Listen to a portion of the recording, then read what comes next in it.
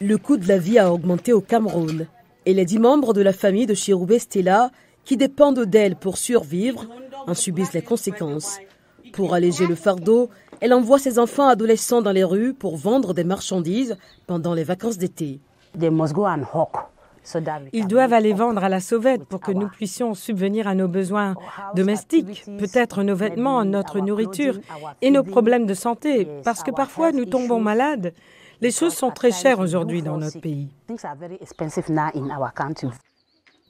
Malgré ses efforts pour subvenir aux besoins de sa famille, Stella s'inquiète des risques encourus par ses enfants lorsqu'ils vendent dans la rue. Lorsqu'ils sortent, je prie Dieu de protéger mes enfants, parce que l'extérieur est mauvais. Je les mets en garde. Nous ne pouvons pas prédire ce qui se passera dehors. Nous avons le consentement et nous les mettons en garde. Vous ne devriez pas rester dehors tard. Le chômage et la pauvreté poussent de nombreux parents camerounais à faire travailler leurs enfants, selon un rapport 2023 du Conseil danois pour les réfugiés. Le rapport souligne que les filles qui vendent des marchandises dans les quartiers sont particulièrement exposées à des dangers tels que le harcèlement sexuel et l'enlèvement. En réponse, le gouvernement camerounais intervient en offrant aux mères d'autres sources de revenus grâce à des programmes de formation professionnelle tels que l'informatique, la couture et la restauration. Eteki Stella Dopgima, du ministère de la Promotion de la Femme et de la Famille.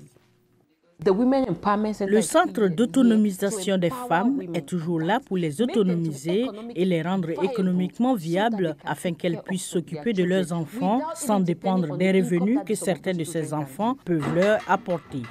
Certains parents envoient leurs enfants acquérir d'autres compétences plutôt que de se lancer dans des activités risquées. La Volcanic Warrior Sports and Recreational Academy propose des cours gratuits et payants d'informatique, de basketball et de musique entre autres. Ifosé Emile Mbela est le fondateur de l'académie. L'éducation ne se limite pas aux cours théoriques. L'éducation va de pair avec ce que nous appelons les activités périscolaires, comme nous pouvons les nommer, qui sont un outil vital aujourd'hui. Les autorités gouvernementales comme Stella affirment que les initiatives apportant un soutien économique aux parents sont essentielles pour prévenir le travail des enfants.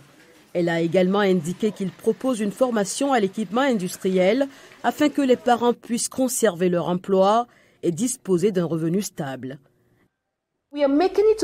Nous faisons en sorte qu'il soit durable parce que nous voulons que les femmes soient économiquement indépendantes afin qu'elles ne dépendent pas des autres.